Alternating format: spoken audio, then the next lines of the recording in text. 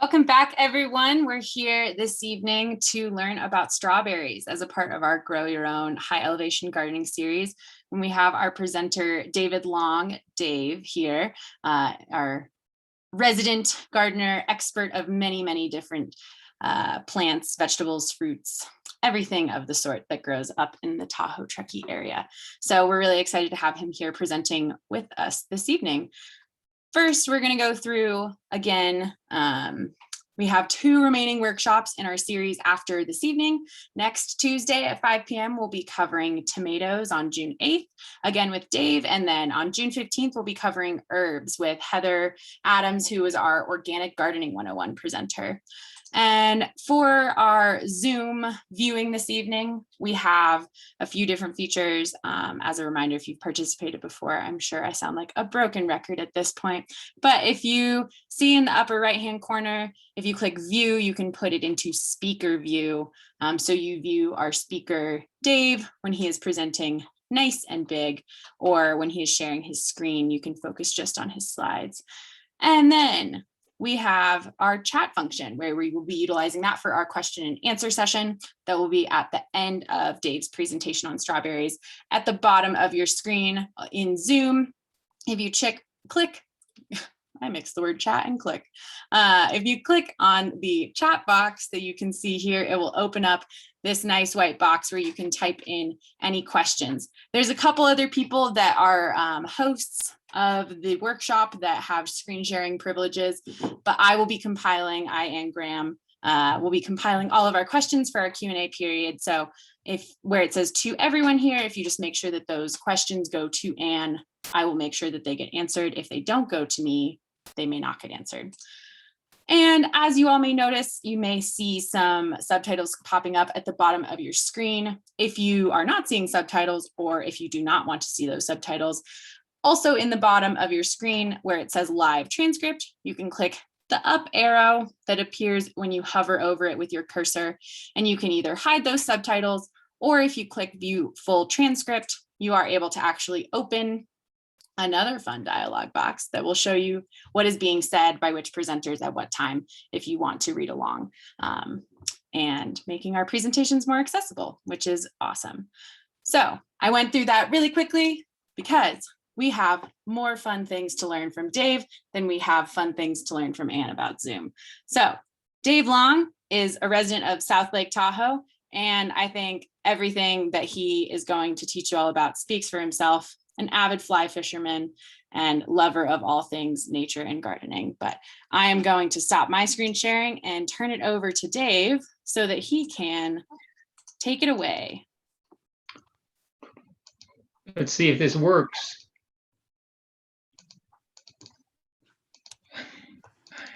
And here we see if this goes.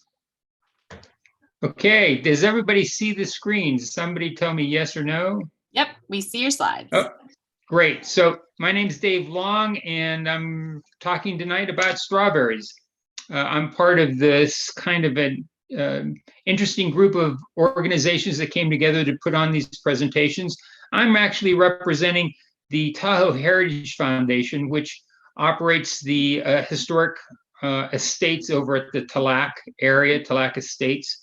Also participating is Slow Foods Lake Tahoe, UC Davis Tahoe Environmental Research Center, Ann's Bailiwick, UC Master Gardeners, and the people who grew some of our strawberries and our other plants, Desert Farming Institute, part of University of Nevada, Reno. I'm very excited to talk about the strawberries. Couple reasons for that. One, it's just a fantastic story arc about the development of the modern strawberry. And I almost wish I had extra time to go over all the details, but we will do a lot of history just because I like history. So the way we have this set up is that we're going to talk about growing strawberries and planting strawberries, and that's going to go really in the front part. And then we're going to do a planting demonstration, come back, and then we'll talk about the fascinating, exciting history about strawberries so that you are excited. We'll cover witches. We will cover Shakespeare. We will cover Henry VIII. We will cover Adolf Hitler. They're all involved in strawberries. It's a fascinating story that I hope as you grow your vegetables and fruits that you'll be able to convey to people that you share your fruits and vegetables with some of these interesting stories.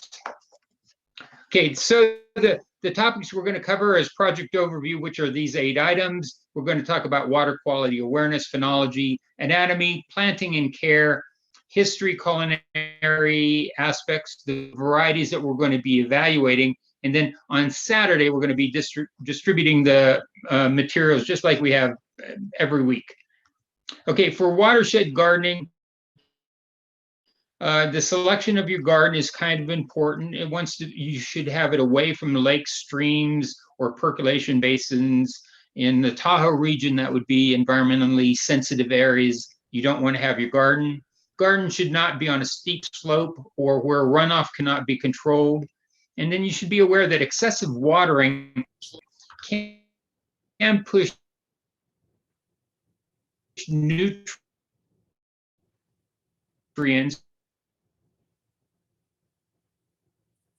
fertilizers below the root zone of the garden, not available to the plants, that would eventually impact the groundwater. You want to be conscious about how you operate your garden on your associated streams, lakes, and waterways. What you fertilize for your plants will also affect algae in your watershed. You should be mindful of the concentration and the amount of fertilizer. We'll talk a little bit about that specifically when we're talking about fertilizing for your strawberries. It can have big impacts, and you don't necessarily need a lot of fertilizer. And then applying the fertilizer, you should keep in mind the weather conditions. If it looks like it's going to rain, you might want to put off fertilizing so that it sinks into the soil and is available for soil not washed below the root zone of your plants. Applying fertilizers are best when the soil is moist. It allows quicker and more thorough uptake by your plants. So be aware of our watershed as part of your gardening experience. We're talking about phenology in these workshops. We're actually looking at how the various varieties of plants that we're distributing are affected by weather and climate.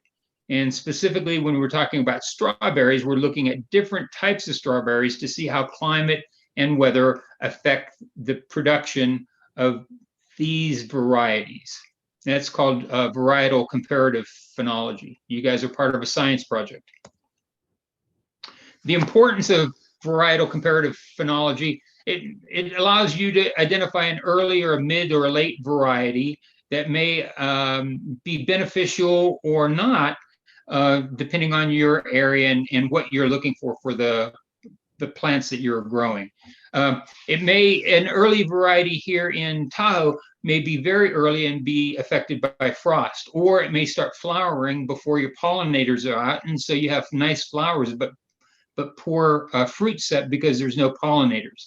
And then the late season varieties might be affected by early frost that will kill or cause the plants to die back and the fruit to rot before they ripen. So these are issues that varietal comparative phenology looks at. It doesn't look at disease resistance or how the plant looks or the growth habits of the plant. This is strictly how the plant reacts to climate and weather. Okay, a lot of information, and a lot of my slides will have a lot of information on it. I don't expect you to read it while we're talking. If you want to go and read the details, fine, after it's posted on YouTube or wherever it's at. We do have 2 native varieties of strawberries here in the Tahoe Truckee area. One is Fragaria vesca. That is a variety that is found circumpolar, so it's found in Europe, it's found in Asia, it's found in North America, all around the northern latitudes. And it's often referred to as the wood strawberry or the alpine strawberry. Fragaria virginiana is a New World strawberry. It's found along the East Coast, Virginia, Maryland, up through Canada, across the Great Lakes, and then makes its way down through the Rocky Mountains and the Sierra Cascades, and it's found here locally. So that you have two varieties in Tahoe, very, very similar. Field identification is problematic at best, has to do with the number of serrations on the leaf and the length of the petiole on the leaflets. That's the little stem-like part that holds the leaflets to the stem itself. Anyway, you can read it, and there's, again, two different varieties. The difference between Virginiana and Vesca, even though in the field you can't identify it, genetically they're quite different. Vesca, it has a chromosome number of 14, where Virginiana has a chromosome number of 56. This polyploidy, this doubling of chromosomes, is quite common in plants, especially in the rose family, which is where the strawberry is taxonomically. The primary vegetative structures of the plant involve the roots. Everybody understands what the roots are. The crown, we call it a crown. It's actually a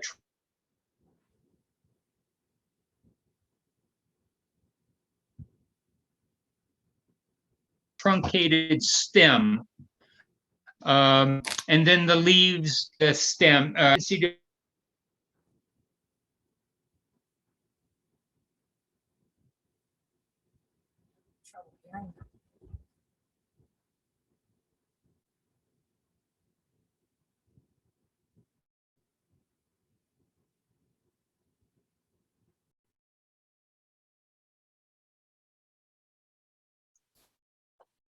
All right, it sounds like Dave may have frozen for others, just than myself. I know I've been having some issues with Wi-Fi today. Let us just where the stem. There he goes. Am I doing it? Okay, am I back in? Okay, crown divisions is where the stem is cut in half and you end up with two plants. Bare root is what you're going to be getting most of your plants are. These are economical. These are 1-year plants that have been grown and then taken out of the soil, roots and all. You can also get plant plugs. These are limited availability to home gardeners, usually done on a commercial level. And then 1-year-old plants, that's what you find in nurseries when you go and you buy a plant that's a strawberry plant. That's where you find it. And then the daughter plants, these are those small plants that are on those stolons. You can root them and plant them out as well. So that's how you can plant the various strawberry. When you're talking about strawberry seeds, they require conditioning. Most of the commercial varieties are actually a hybrid of Virginiana and another one called Chileensis that we'll talk about later. The seeds that you see here on the screen are not really seeds. These are actually mature ovaries from the strawberry, and inside that will be the actual seed. When you get the seed wet and freeze it, it cracks open, the seed's available, it germinates, and you go from there. But for most people, they would consider this a seed, and that's how they would sell them commercially as seeds. But technically, it's not the seed. And then again, daughter plants can be planted from the root, from the mother plant, and daughter plants are important for propagating your strawberry bed. Plant plugs we mentioned, current year plants. So planting, you need a moderately fertile soil, 6.5 to 8, which is perfect. This is right in the wheelhouse for Tahoe and Truckee. You need well-drained soils, not mucky soils or soils that don't have good drainage. Again, hey, Dave, I'm yes. going to interrupt you for a second. I think your slides might be frozen. We're still looking at the slide with the crown and root. This one?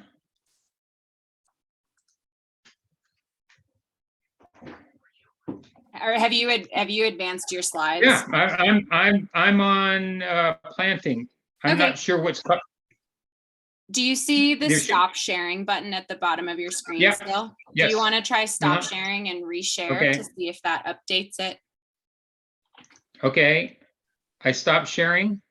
Yep, and then try resharing and see if that fixes the issue. Okay, hang on. I got to go through this thing again.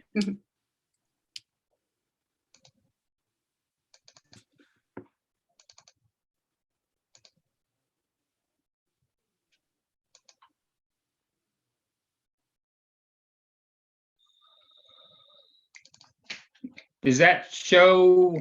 What does that one show? To me, it looks like it's still loading your screen sharing. I don't know if anyone else can see slides loaded yet. No, Roxanne's showing me her phone. I'm not sure what's going on. I see mine fine. Yeah, I'm hearing from everyone that they're not seeing slides in the chat. So Okay, hang on. Let me stop it one more time. Let everyone know what's going on. We're trying to fix it. yeah, try one more time and Can you see my face? we can see your face. Yep. Okay, so now I'm going to share my screen. Yep. I'm going to bring up my PowerPoint.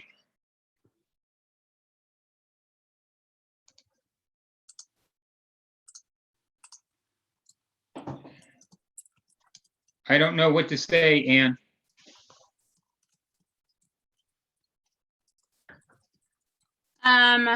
Yours is not, it's not loading from, I'm still seeing the black screen. So I can see if when I pull it up and then you can just tell me when to click through.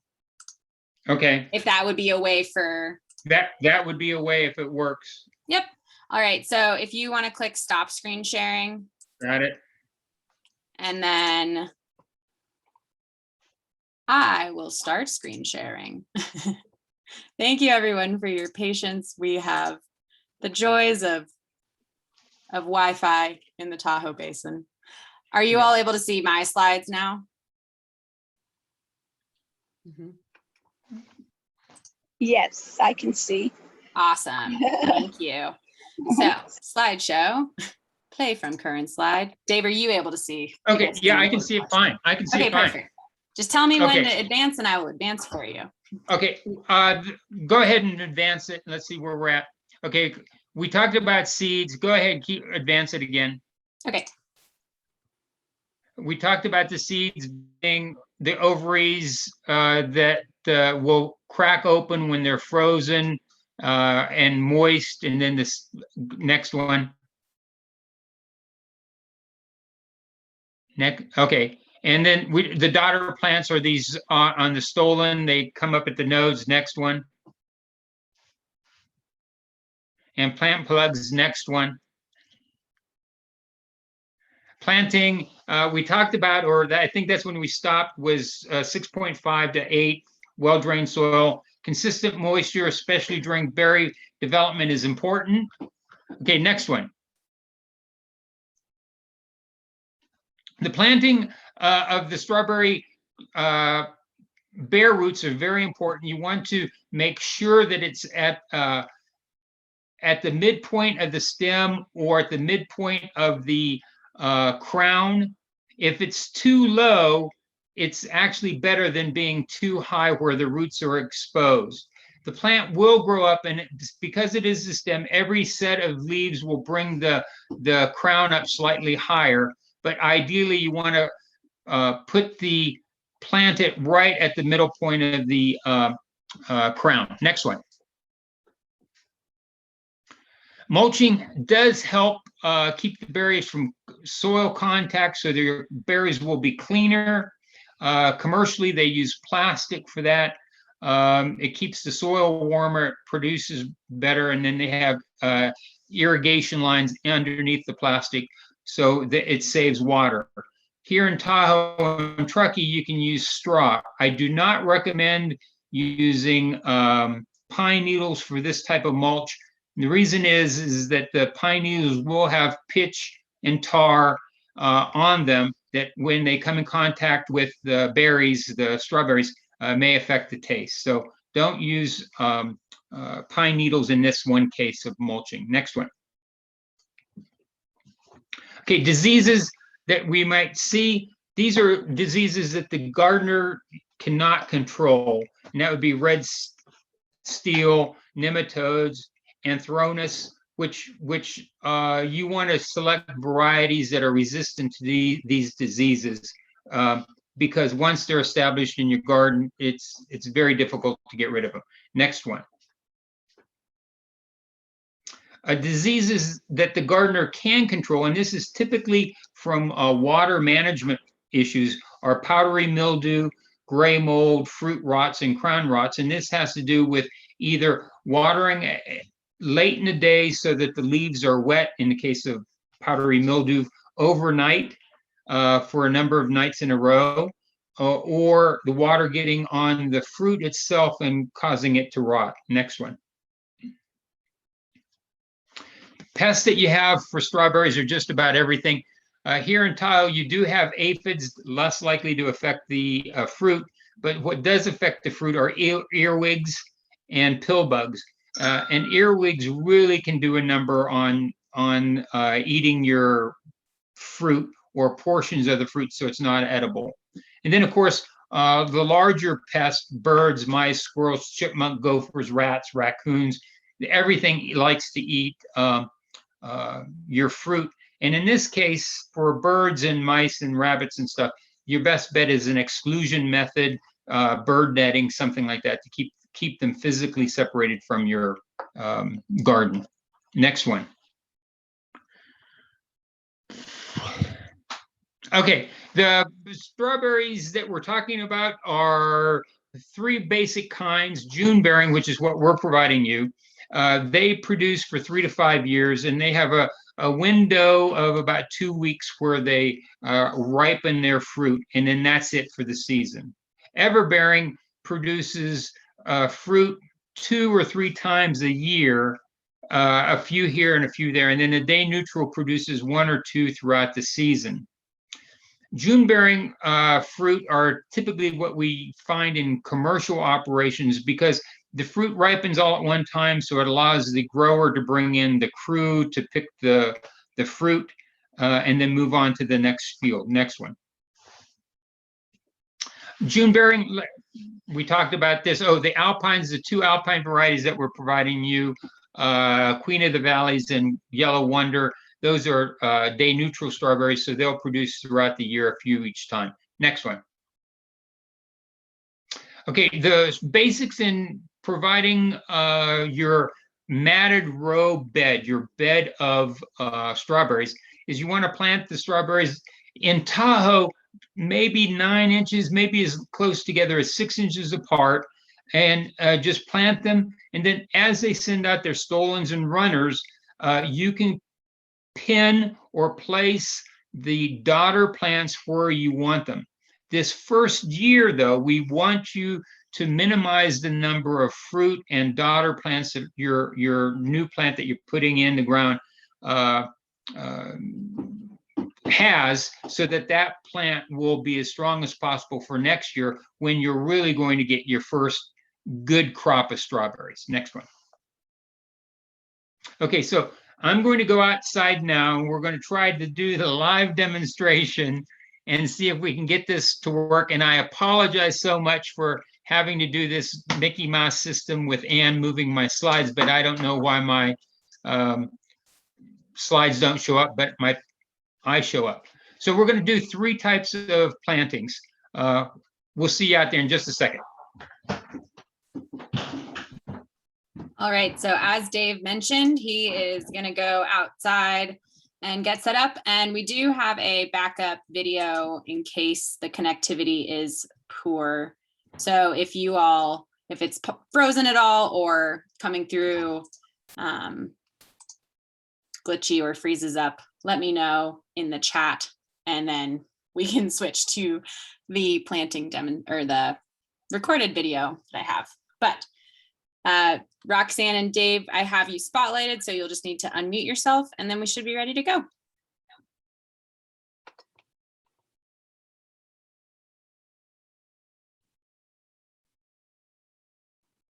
We still can't hear you if you have tried to unmute yourself yet.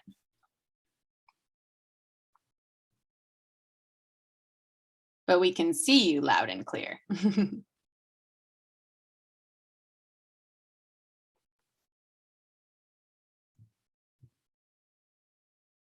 Okay, Perfect. so You look unmuted now. Yep, we can hear you. okay, great. Okay, we're in the garden. This is going to be my raised bed. This is going to be my matted bed of strawberries. We're going to do 3 different plantings. Saturday, when you get your plants, there'll be a 4-inch pot of live plants, and then most of the plants that we're like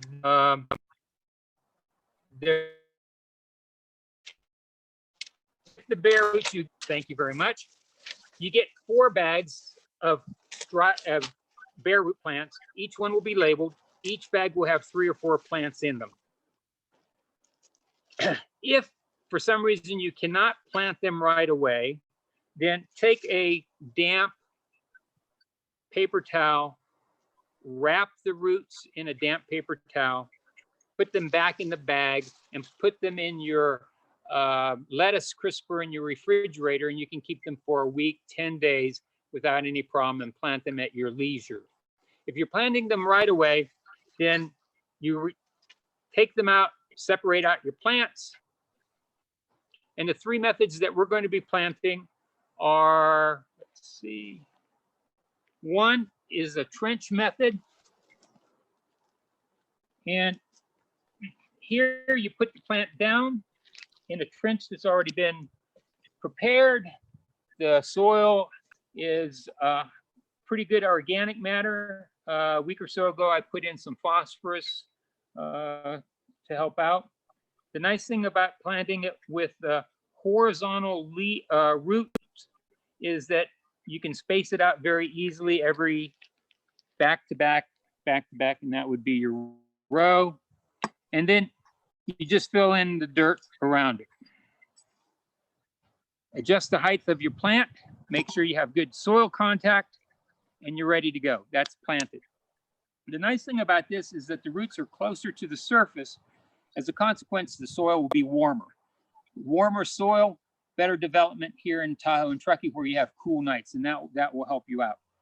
The downside of this is that if you're inconsistent in watering it, the water near the surface will dry out and you'll get inconsistent moisture, which may affect quality of your fruit as it develops. The second method that we're going to do is a typical method that you would use in most cases where you only plant a few. Here we have a large depression done, and I'm going to use this one. You spread the roots, you fill it in, you adjust the height, good soil contact with the roots, and you're ready to go. The nice thing about this is that the roots are spread out, so for the growing season, you may be able to get with a little layering, since you have moisture. Fertilizing, you may be able to get away with a little less fertilization at that point in time. The third method that we're going to be showing you is what they do for commercial operations. And there, what they do is they have the bed compacted already, and they take the roots and they just push it in with a spade, shovel, and then adjust the height. And it's planted.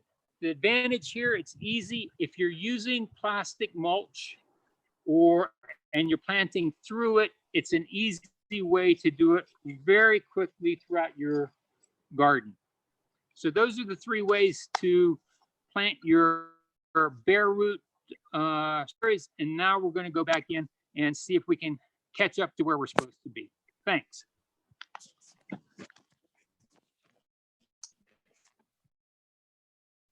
Great. Hopefully that came through clearly. There was a little bit of choppy audio, I noticed, but hopefully that wasn't too bad for any of you all. So we are going to go back to Dave inside and spotlight you again.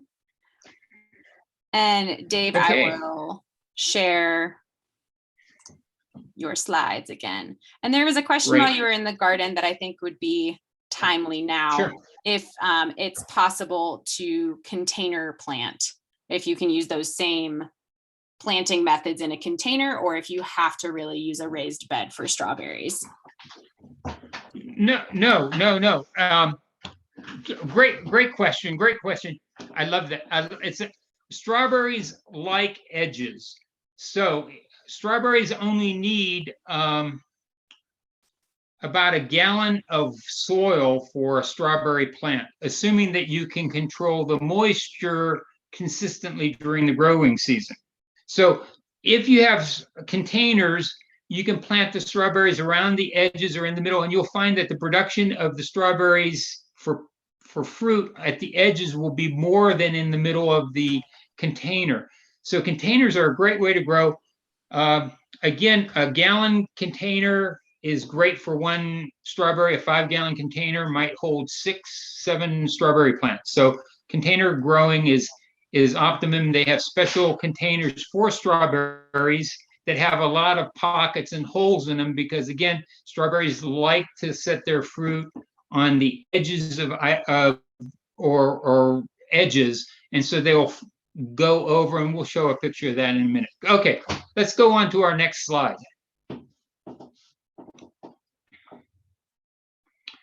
Okay, planning for this year. Okay, I think I mentioned this. What we want to do, because Tahoe has such a short season, we want to only have those daughter plants on the stolon. 1 to 3 daughter plants you should retain for next year. And then for flowers, the same thing. Only 1 or 2 flowers per plant you want to maintain. Otherwise, a lot of the effort will be going to producing the flowers and the daughter plants rather than taking care of the mother plant, which would give you a better crop next year. Next one. Okay, we talked about edging. Here's a method where you grow the strawberries in grain gutters. Again, this is with a drip system where the soil, moisture, and fertilizers are all regulated. But as you can see, you get tremendous production along the edges, and so container growing would be great.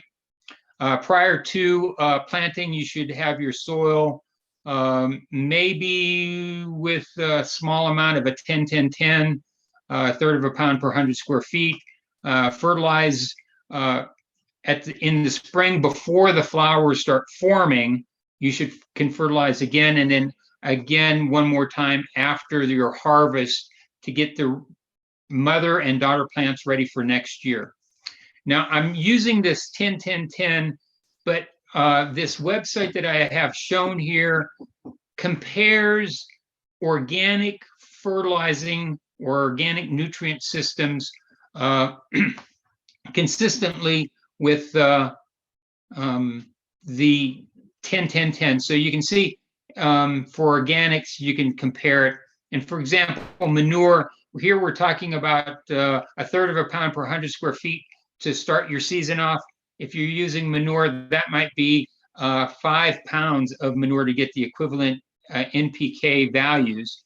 When you're dealing with a raised bed or a container, that quantity of material might overload your system. So really look at the labels to find out how much nutrients are actually in your amendments. Next one, Ann. Okay, companion planting is quite common with strawberries. It's a way to interplant amongst the strawberries to try to keep some of these pests out of the garden. Borage is one that works good. It's supposed to make the strawberries actually taste sweeter, although I'm not sure how that works. In the garden that I operate at the Tallac Historical Estates, their vegetable garden, I use alliums, onions, chives, and garlic as companion planting for my artichokes, my strawberries, and all that kind of stuff. Next one. The plants that we're going to be providing to our participants, very interesting one. One is Yellow Wonder. This is a Fragaria vesca. This is one of the circumpolar ones, chromosome number of 14. This one is yellow, so hopefully it will keep the birds at bay because they want, or the animals at bay because they're waiting for it to turn red, and it's yellow. Tastes somewhat like a pineapple, and it's a very interesting taste. Next one.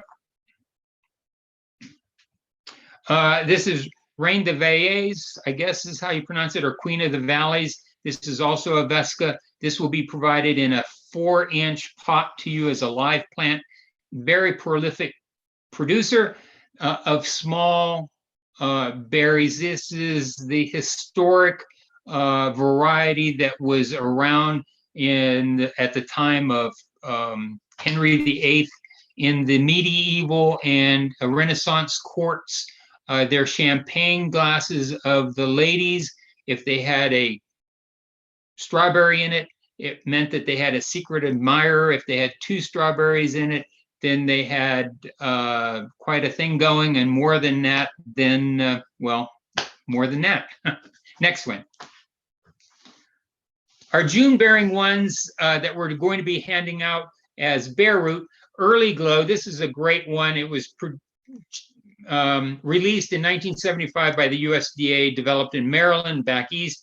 It's a very early season variety. So for here in Tahoe, that means it will probably be setting flowers first or second week of June, maybe third week of June.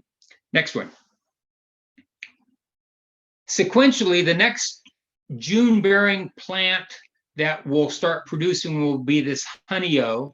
And this Honeyo is 2 to 3 weeks later than Early Glow. So if you have these in your garden, you'll extend your season significantly. It does best in well-drained soil with little clay or silt. And this was Cornell University, so it's very cold in New York State. So it's very cold adapted, and it's very disease tolerant. It also can handle variable soil moisture conditions as well. Next one. All-Star, the name says it all. This one is our third in the ripening series. It was developed also in Maryland and is released in 1981. It is a very good, high-tasting, high-value crop. It's commonly used in pick your own, and it is recommended for beginning growers. So we're very interested to see how All-Star does here in Tahoe. Next one. Sparkle. This is the last variety to ripen in our series. So we're interested to see how well it does. This might be ripening in August, not this year August, but next year August. This year, we don't expect production from any of our plants, except for maybe the vescas. And this is kind of an heirloom one. This is 1942, Rutgers University out of New Jersey. Okay, next slide. The slides up to this point we're talking about the cultural aspects of horticultural aspects of growing berries. And from here on, we're going to be talking about a little bit about the history. There's so much interesting information about the history of strawberries. So the Romans and Greeks knew about strawberries. Most of the reports used it as a medicinal, typically as a tea. The berries were known, but not necessarily consistent growing. Very much like wild strawberries in Tahoe, you see the plants all over the place, but very seldom do you see the berries. By the Middle Ages, growing techniques had been developed so that the berries were available for market. And the reason they're called, one of the reasons they're called strawberries, one of the possible reasons they're called strawberries, is that they would grow on the edges of hay fields or straw fields. The other thing is, historically, they were sold on a stick or a piece of straw, where they were just skewered on a straw and they were sold that way. So those are the two reasons they may be called strawberries. And then the modern strawberry is a cross between, like I said, Virginiana and Chileensis, which I'll talk about in a minute.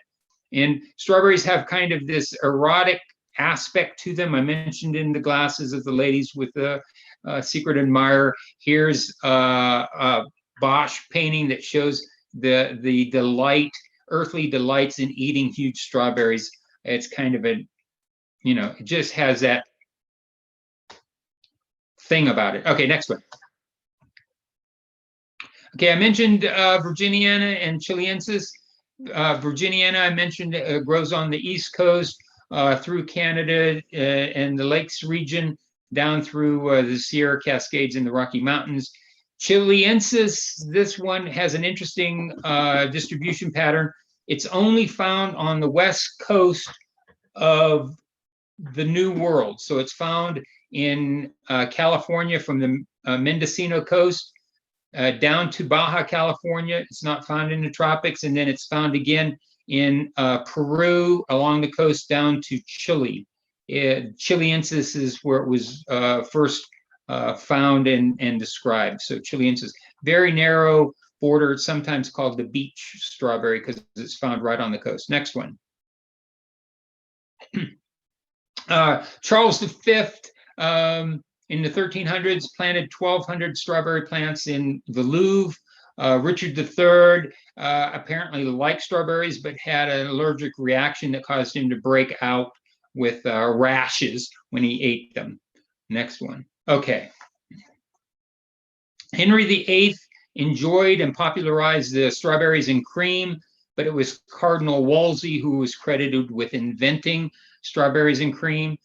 King George V was said to have introduced strawberries and cream at Wimbledon. It's still very popular there, and they have special types of strawberries that they bring in just for that tennis tournament. Next one.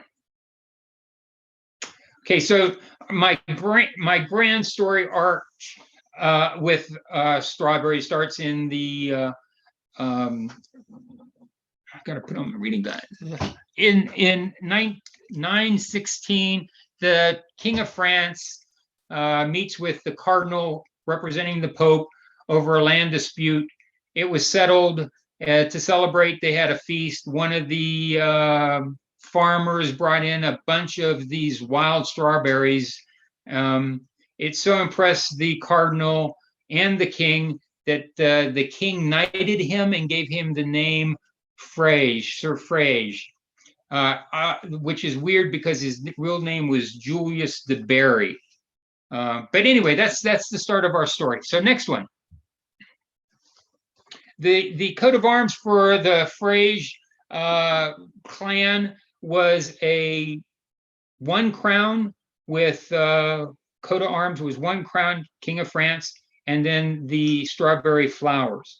A couple hundred years after the knighting, the Frege went over to help the King of Scotland at the request of the King of France to put down a rebellion of noblemen, Malcolm III, and the renegade noble was Macbeth. The Frege clan, many of them settled in Scotland, and their name was anglicized, or whatever the equivalent is, to Fraser. So now the coat of arms for Fraser still has the strawberry plants, but now has three crowns representing the King of France, King of Scotland, and the King of England. Next one. Okay, things get hot for the guys in Scotland. So the Frasers, many of them returned to France because they sided with the guy, Braveheart type guy. And so they came back, and their anglicized name, Fraser, was Frazier now. And in the 1682, one friend, Amandy Francois Fragier, was born. He became a lawyer. He came to the attention of the King of France because he was big into fireworks and pyrotechnics. He was also into architecture and fortifications. The king hired him to go to South America to spy on the Spanish fortifications. And the reason for that was complicated and involves the Pope, but that's beyond this scope. So he went there.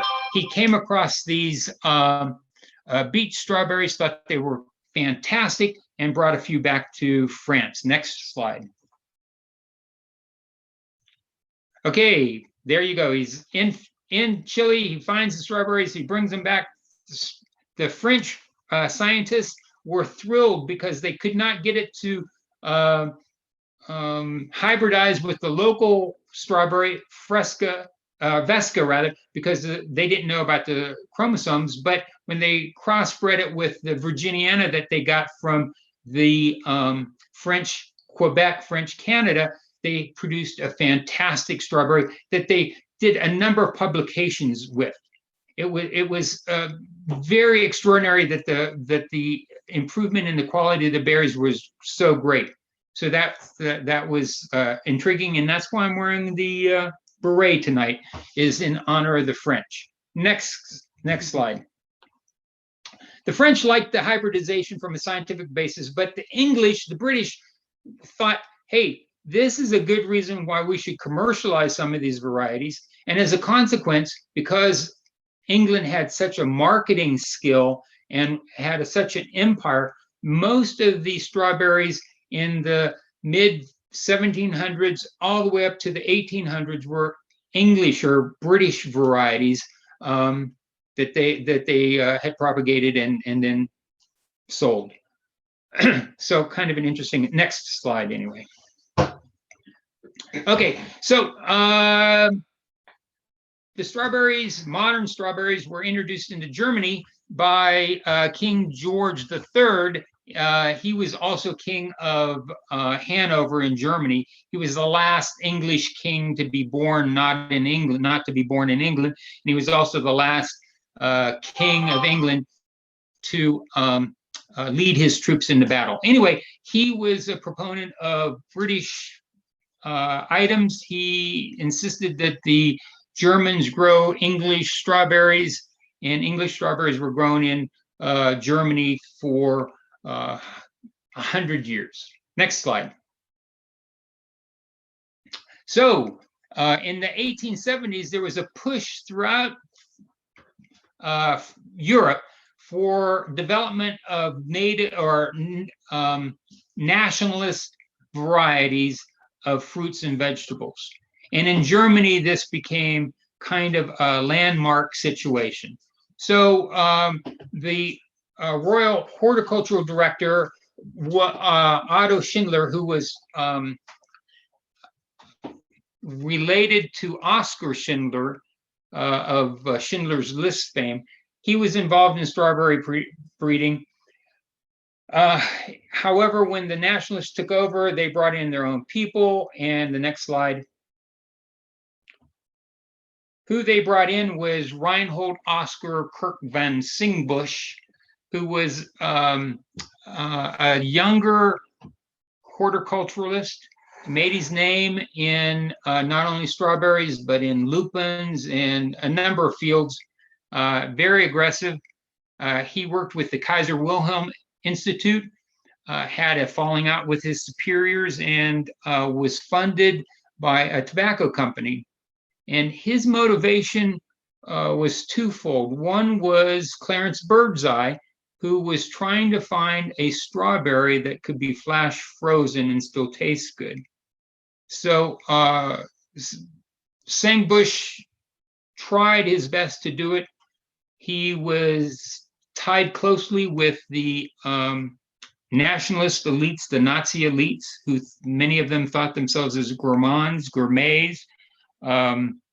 Hitler himself was a vegetarian. Anyway, next slide. So throughout the war, strawberries were being grown and cultivated and developed at Symes Bush's private experimental station in Luckenwald. The interesting thing here is that the strawberries were being shipped to Berlin. There's actually a book called Breakfast with the Fuhrer that was written by a young lady whose father was on his staff, and Hitler took a liking to her and would serve cream and berries and cream with her. And she was fascinated, wrote a book about it, all that kind of stuff. Anyway, at Luckenwald, it was kind of interesting. The 10,000 seedlings were grown. Why they chose, whether or not it was luck or whatever, but in Luckenwald, there was 2 prisons. One was an internment camp and one was a POW camp, so labor was never a problem. Even as late as 1944, 1945, they were still growing strawberries. They were still shipping strawberries to Berlin. The Soviets overran the town. They thought this was bizarre, and they allowed Symes Bush not only to keep propagating and working with the strawberries, but continued to use forced labor to do his work. Next slide. After the war, Symes Bush got over to the West German side. He started working for the Max Planck Institute of Plant Research, which was the old Kaiser Wilhelm Institute. He continued to work on strawberries.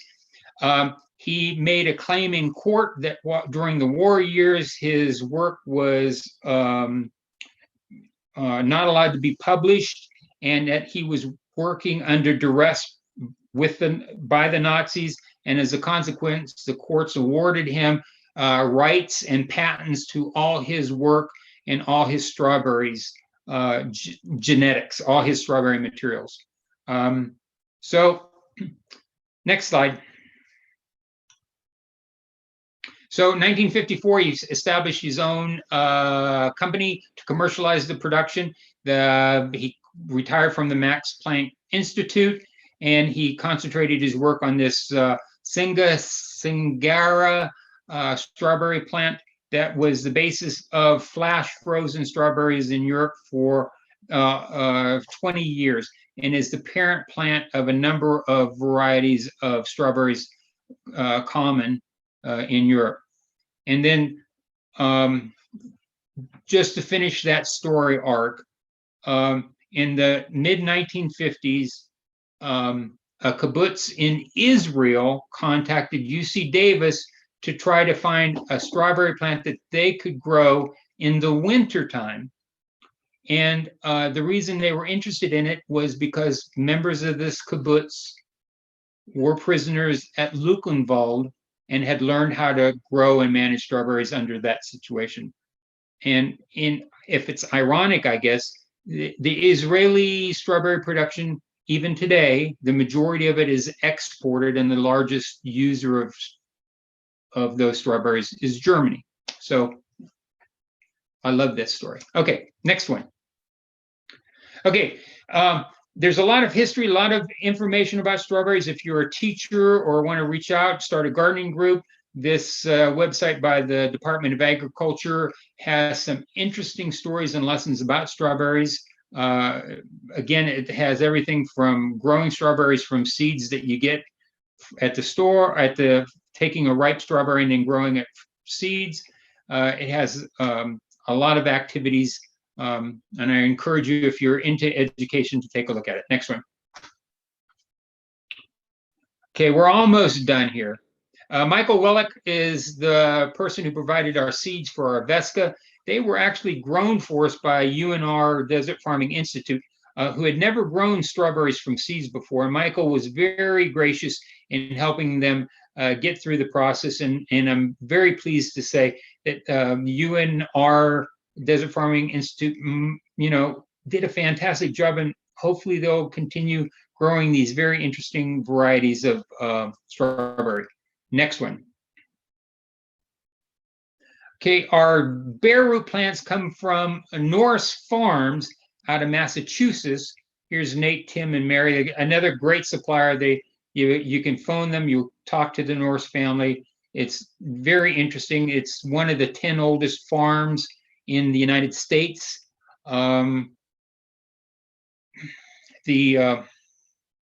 okay, so the farm, it's pronounced Norse, but they go back to the 1690s.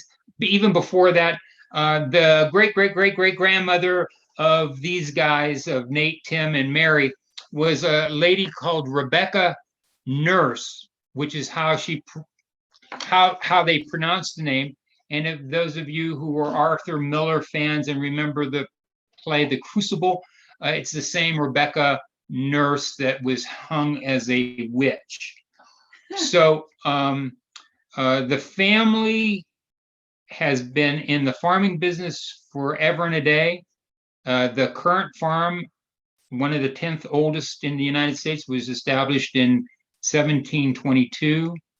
In the 1740s, a Norse family member invented the eagle plow that's in the Smithsonian. That was the famous plow that was able to break up the sod of the Great Plains and extend the agriculture to that area. In the 1880s, one of the Norse men who managed the farm at the time kept meticulous notes on weather and rain for a number of decades. And that information is now being used by people in Massachusetts, that area of Massachusetts, to look at climate change. So the family is very ingrained in the community. Rebecca Norris, who was hung, and again, it's kind of an interesting story there. She was acquitted of being a nurse, acquitted of being a witch, and upon acquittal, the accusers, the girls who were accusing her, had a fit, started foaming at the mouth, all kinds of stuff. So the jury, after acquitting her, reconvened and convicted her, and then she was subsequently hung. The colony of Massachusetts took a number of years before they gave reparations to the family, but it was close to 100 years before the church acknowledged that perhaps there may have been possibly a mistake. So interesting story. Next slide. Okay, so questions, complaints, comments. I'm sorry about having to use Ann as my button pusher.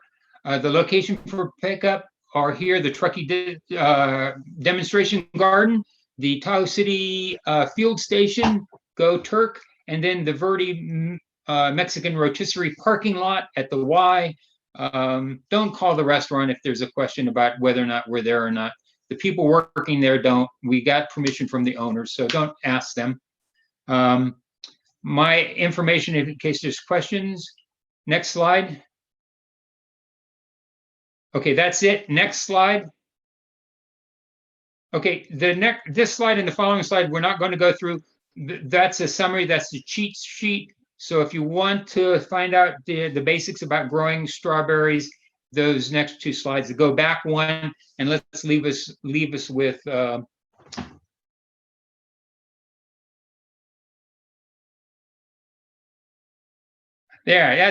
Let's leave it there. Okay, I'm done talking. Thanks, Ann, for helping push. Roxanne, thank you for doing the videoing. I appreciate it. Annie, Christy, and Melissa, thank you for doing the cheat sheet for me. Okay, Ann Graham, Awesome. I'm done. Yep, we have some questions that have come through. So we are going. I just wanted to say most people probably think of the big five. They might not know Tahoe Verde, just so they might recognize where it's at. I'll tell them.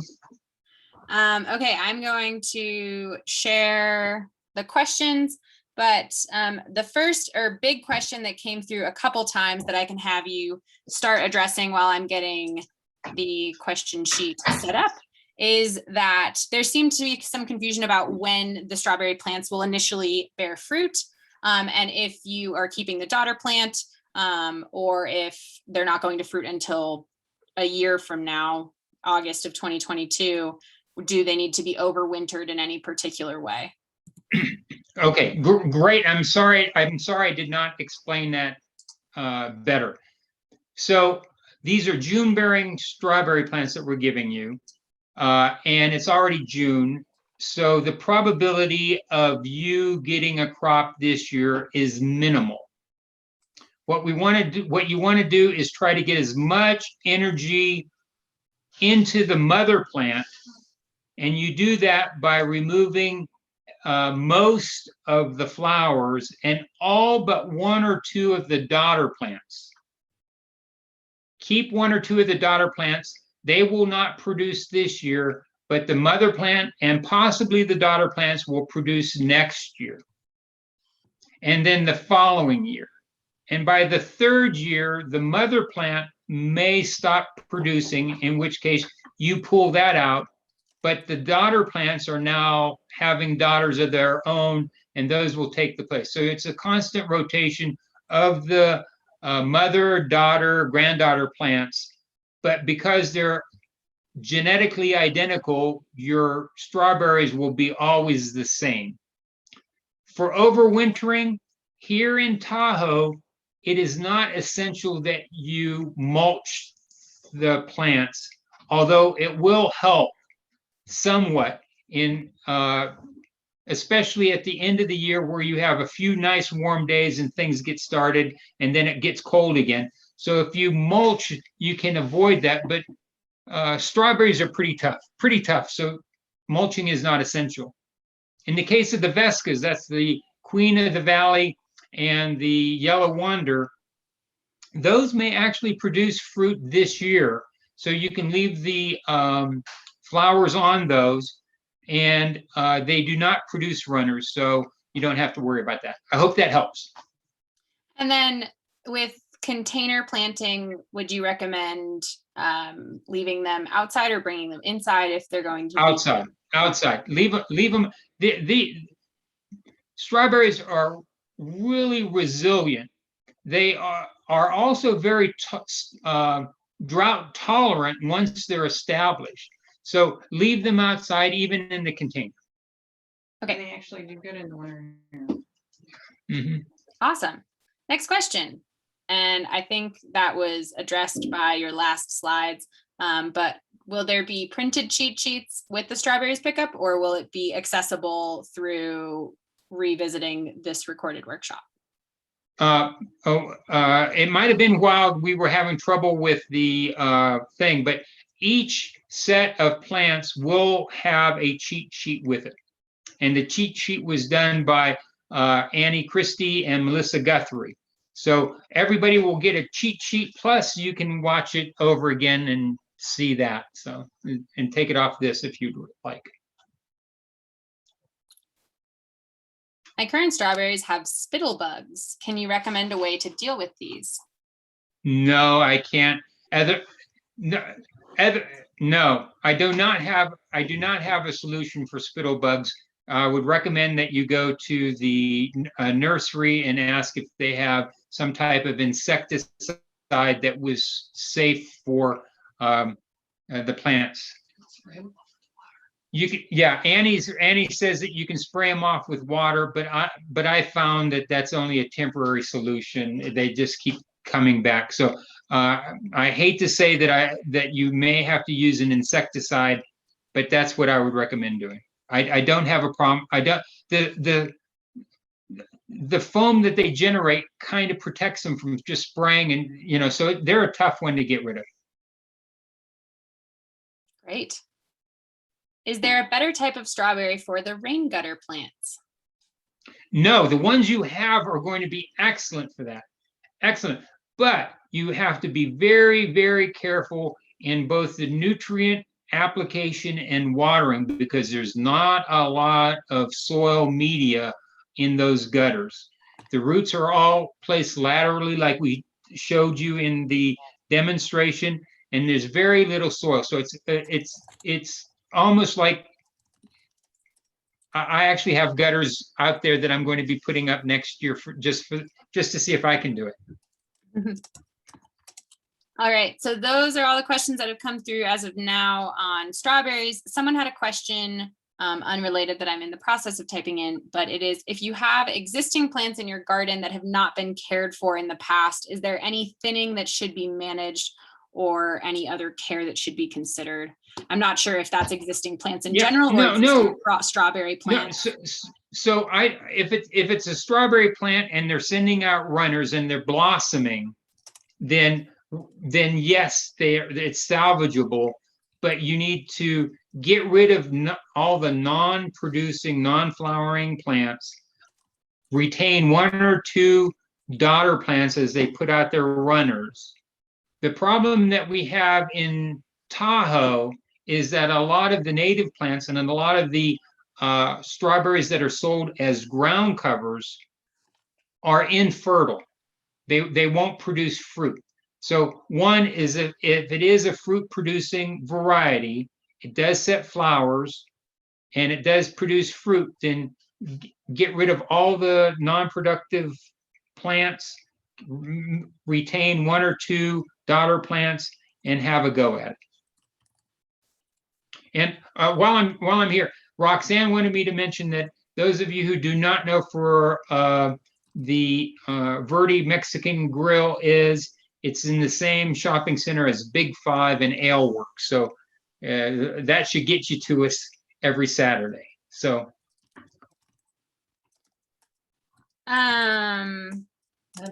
okay, next question is, the ones that don't do runners, will they propagate with cuttings or?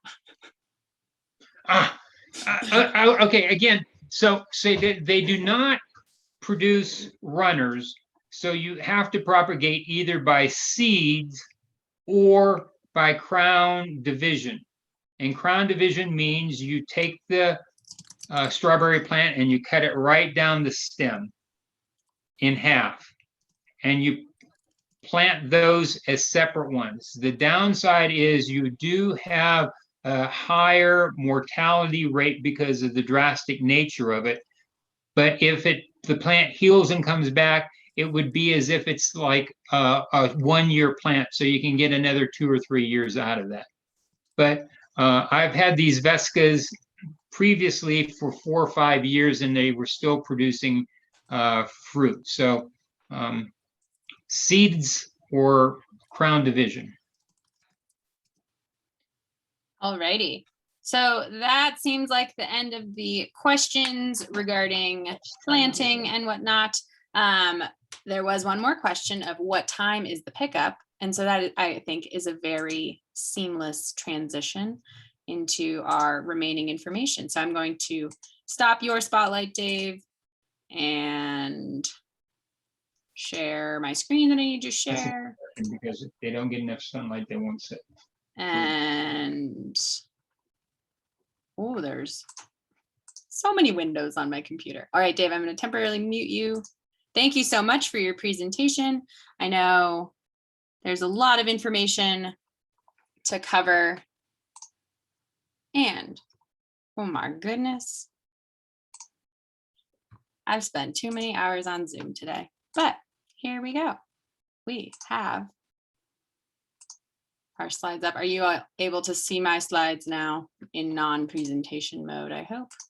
So, as I mentioned at the beginning, if you want to rewatch this workshop, I'll be uploading it this evening into tomorrow for it to be available, and it will be sent out the link with the follow-up email regarding plant pickup. And then we have 2 workshops remaining, tomatoes next week and then herbs the following week.